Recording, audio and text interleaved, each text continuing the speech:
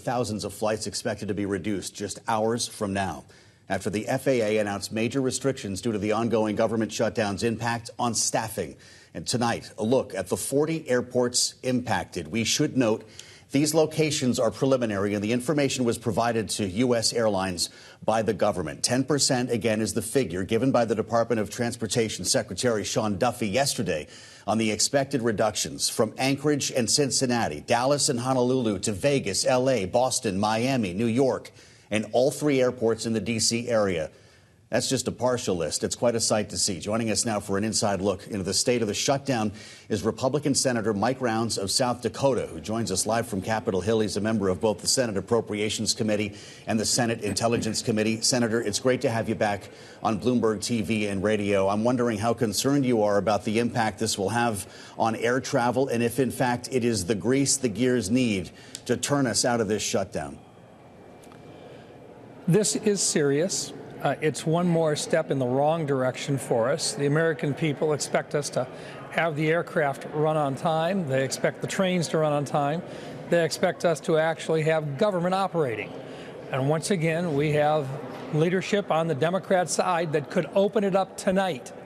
And instead, they've decided that this is better for them and their political future rather than what's good for the people that are on SNAP or on WIC. In South Dakota, I've got 75,000 people that rely on SNAP for some of their food requirements, including on the Pine Ridge Indian Reservation, the Cheyenne Indian Reservation, the Rosebud Indian Reservation, all of which have high areas of unemployment. But this is impacting real people that need us to get our act together. We have now voted 14 times on a very simple resolution that would simply say, open the government up while we continue to negotiate in order to reduce the cost of health care for the American people. That's something that everybody from the president all the way down wants to accomplish. But you can't do it when you're having government being held hostage. Well, Senator, you're outlining a simple proposal, as you're saying, but it sounds like something else is starting to take shape on Capitol Hill, including a stopgap measure, but maybe combining that with a potential vote down the line when it comes to extending the Affordable Care Act premium subsidies, maybe bundling it with some full-year spending bills. Can you give us any glimpse into these conversations? What's the sort of deal that seems to be emerging?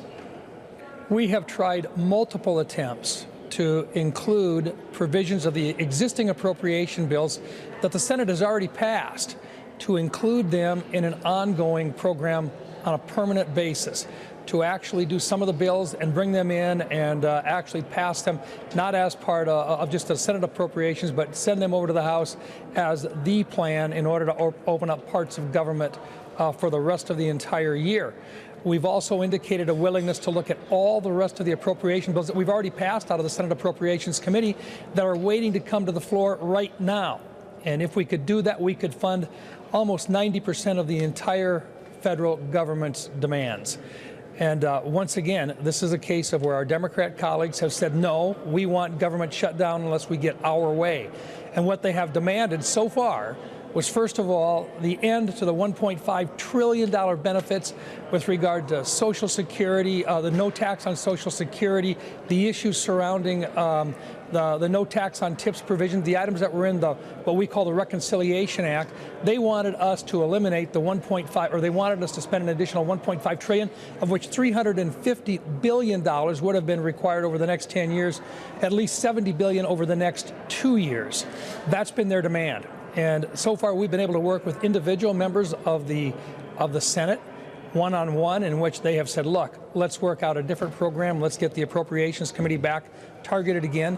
A number of those individuals, in a very reasonable approach, have said, we know we've got to find a way to do government. But so far, leadership over there has not released basically the 10 members that we'll need in order to make this thing happen.